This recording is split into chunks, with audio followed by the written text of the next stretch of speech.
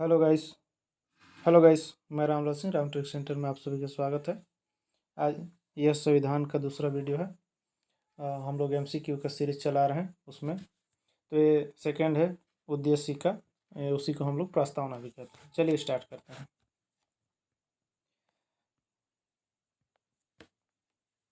तो पहला क्वेश्चन है यहाँ पर, संविधान के आधारभूत ढांचे में इनमें से क्या सम्मिलित है। तो आधारभूत ढांचे में बोला है ना, क्या सम्मिलित है। तो उसमें सम्मिलित है पंथ निरपेक्षता और गणतंत्रीय संघीय स्वरूप, मौलिक अधिकारों की रक्षा के लिए सर्वोच्च न्यायालय द्वारा लेख जारी करना। तो इसको छोड़ के जो ऊपर के तीनों हैं वो सभी हमारे संविधान के आधारभूत ढांचे में सम्मिलित है। पंथनिरपेक्ष, गणतंत्रीय स्वरूप और संघीय स्वरूप। ठीक, यहाँ पर देखिए एक्सप्लेनेशन भी अच्छे से दिया हुआ है। केशवानंद भारतीवाद के अनुसार सर्वोच्च न्यायालय ने संविधान के आधारभूत ढांचे को स्पष्ट किया है। इसके अनुसार सर्वोच्चता, गणतंत्रात्मक और जो गणतंत्रात्मक प्रणाली है, पंथनिरपेक्षता, ये सभी को आप लोग देख सकते हैं। ये सभी क्या है, सर्वोच्च न्यायालय के मतलब आधारभूत ढांचे के अंतर्गत आते हैं। क्वेश्चन नंबर दूसरा है, निम्नलिखित में से किसमें सर्वोच्च न्यायालय ने प्रस्तावना को भारतीय संविधान की मौलिक संरचना का भाग स्वीकार किया है।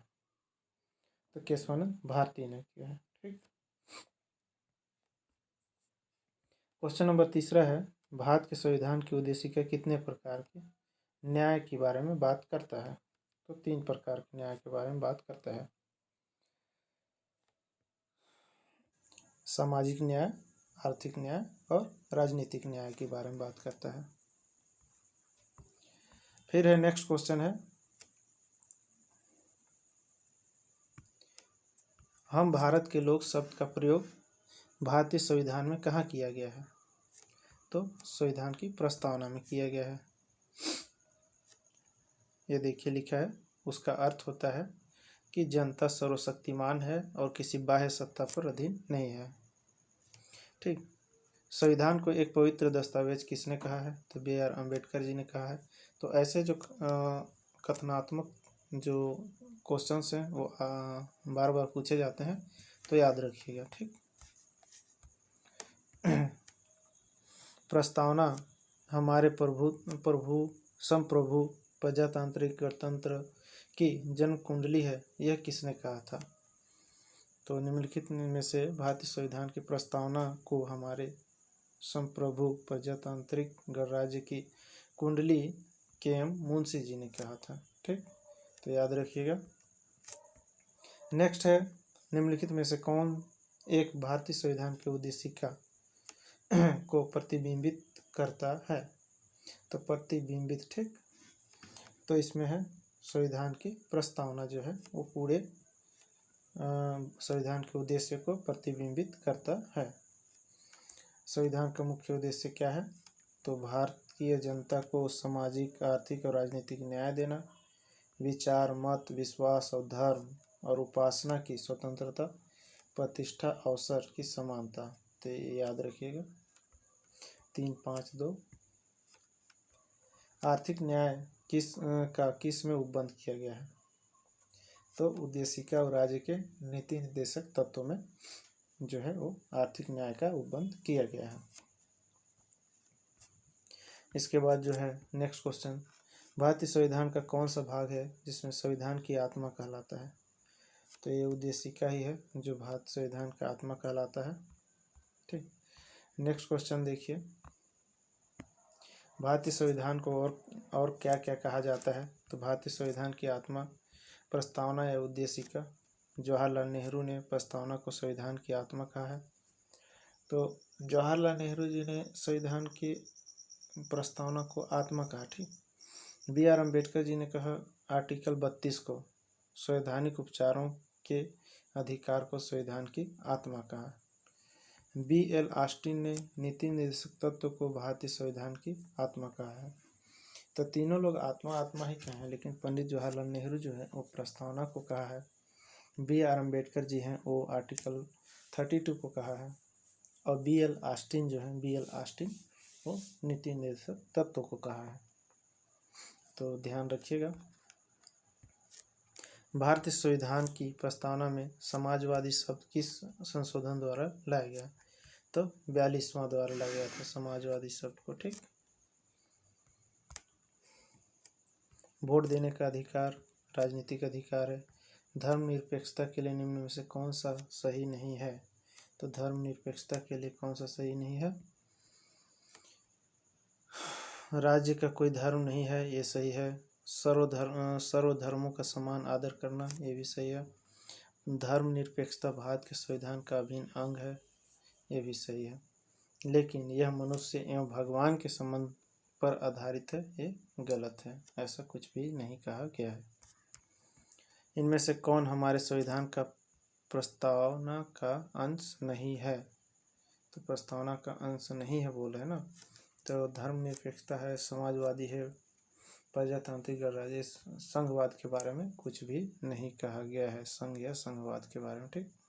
यह केवल राज्यों के संघ और यूनियन ऑफ स्टेट कहा जाता है। धर्मनिरपेक्षता से क्या तात्पर्य है? तो धर्मनिरपेक्षता से तात्पर्य है कि राज्य के संबंध में किसी कोई भी धर्म नहीं है, राज्य के लिए कोई धर्म नहीं है। और राज्य का मतलब होता है पूरे भारत की बात कहा जा रहा है। राजनीतिक शक्ति का मुख्य स्रोत क्या है? तो मुख्य स्रोत जो है राजनीतिक शक्ति का वो है जनता, क्योंकि जनता में ही पूरी शक्ति निहित है। निम्नलिखित में से किस वाद में उच्चतम न्यायालय ने धारणा प्रस्तुत की कि उद्देशिका संविधान का भाग है? तो उद्देशिका को है संविधान का भाग जो है बम्बई बनाम यूनियन ऑफ इंडिया करके एक वाद विवाद आया था, तो उसके तहत बताया गया कि उद्देशिका संविधान का भाग है। ठीक। केशवानंद भारती भी बताए हैं, तो ध्यान रखिएगा। सभी व्यक्ति पूर्णतः एवं समान रूप से मानव हैं, यह सिद्धांत जाना जाता है सार्वभौमिकता का सिद्धांत। ठीक। सभी व्यक्ति पूर्णतः और समान रूप से मानव हैं, सभी व्यक्ति समान रूप से मानव हैं। नेक्स्ट क्वेश्चन है यहाँ पास, प्रस्तावना को भारतीय संविधान के अंग के रूप में निम्नलिखित में से किस वाद ने स्वीकार किया है? तो केशवानंद भारती ने। ये सभी वाद जो है पढ़ सकते हैं हम लोग। भारतीय गणतंत्र की 26 जनवरी 1950 को सही संवैधानिक वस्तु स्थिति क्या थी जब संविधान को लागू किया गया था? संपूर्ण प्रभुत्व संपन्न लोकतंत्रात्मक गणराज्य। ठीक। यही था मेन। भारत में संविधान के आमुख का लक्ष्य उसके सभी नागरिकों के लिए सुनिश्चित करना है। तो जो है संविधान के मतलब क्या क्या लक्ष्य हैं, तो देखेंगे सामाजिक आर्थिक न्याय, विचार अभिव्यक्ति की स्वतंत्रता, अवसर की समानता, व्यक्ति की प्रतिष्ठा, ये सभी चारों। ठीक। भारतीय संविधान की प्रस्तावना में पंथ निरपेक्ष शब्द को जोड़ा गया कब? 1976 के संशोधन के तहत। ठीक। नेक्स्ट क्वेश्चन है यहाँ पास, संविधान की उद्देशिका के संबंध में निम्न कथनों पर विचार करिए और दिए गए कूट की सहायता से बताइए कि इनमें से कौन सा सही है। तो देखिए, पंडित जवाहरलाल नेहरू प्रस्तुत किए थे क्या? उद्देशिका। इसके बाद है इसकी प्रकृति न्याय योग्य नहीं है, तो उद्देशिका के बारे में बोल है ना। तो पहला सही है और न्याय योग्य नहीं है, ये भी सही है। इसका संशोधित नहीं किया जा सकता, ये गलत है। संशोधित किया जा सकता है। ठीक। संशोधन किया जा सकता है और किया भी गया है। 42वां संशोधन किया गया है ना 1976 में। संविधान के विशिष्ट प्रावधानों को यह रद्द नहीं कर सकता। हाँ, जो विशिष्ट प्रावधान है उसको रद्द नहीं कर सकते। तो 1, 2 और 4 इसके तहत। ठीक। नेक्स्ट है 23 नंबर क्वेश्चन देखिए, 26 नवंबर 1949 को अंगीकृत भारतीय संविधान की प्रस्तावना में शामिल नहीं थे, तो कौन सा नहीं शामिल था? तो ये शामिल था गणराज्य। ठीक, 1, 2 और 3 शामिल नहीं था। इसको 42वें संशोधन के तहत जोड़ा गया है। कल्याणकारी राज्य